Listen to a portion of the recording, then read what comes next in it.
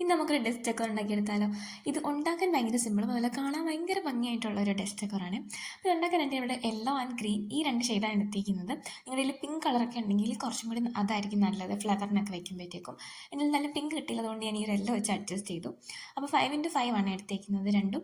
അപ്പം നമ്മൾ നേരത്തെ കാണിച്ച പോലെ ആ ഒരു ഫ്ലവർ ഉണ്ടാക്കാൻ വേണ്ടിയിട്ട് വീഡിയോ കാണിച്ച പോലെ ഒന്ന് ഫോൾഡ് ചെയ്തിട്ട് ഇങ്ങനെ ട്വിസ്റ്റ് ചെയ്തെടുത്താൽ മതി. ലീഫ് ഉണ്ടാക്കാനായിട്ട് അതിൻ്റെ മേൾ ഭാഗം ഒരേ ലെങ്തിൽ കുറച്ച് കട്ട് ചെയ്തിട്ട് അതിൻ്റെ ഒരു സൈഡ് മാത്രം ഇങ്ങനെ ഒന്ന് മടക്കിയിട്ട് നമ്മൾ നേരത്തെ ഉണ്ടാക്കി വെച്ച ഫ്ലവറും ഈ ഒരു ഗ്രീൻ പേപ്പറും കൂടെ ഒരുമിച്ച് ട്വിസ്റ്റ് ചെയ്ത് കഴിയുമ്പോഴത്തേക്കും നമുക്ക് നമ്മുടെ ബ്യൂട്ടിഫുൾ ആയിട്ടുള്ള ഫ്ലവർ ഇവിടെ റെഡി ആയിട്ടുണ്ട്.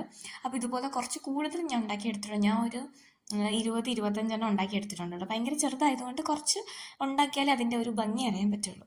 നമുക്ക് ഈ ഫ്ലവറൊക്കെ അറേഞ്ച് ചെയ്ത് വെക്കാൻ വേണ്ടിയിട്ടൊരു സാധനം വേണമല്ലോ അല്ലേ. അപ്പോൾ അതിനായിട്ട് എൻ്റെ മുമ്പ് ഉണ്ടായിരുന്ന ഒരു പ്രൊഡക്റ്റിൻ്റെ ബോക്സ് ഉണ്ടായിരുന്നു. അപ്പോൾ അത് ആ ഒരു പൂവിൻ്റെ അളവ് വെച്ചിട്ട് ഒന്ന് കട്ട് ചെയ്ത് ചെറുതാക്കി എടുത്തിട്ടുണ്ട്. എന്നിട്ട് അതിലേക്ക് ഈ ഒരു ഗ്രീൻ കളർ ഞാൻ അടിച്ചു കൊടുക്കുന്നുണ്ട്.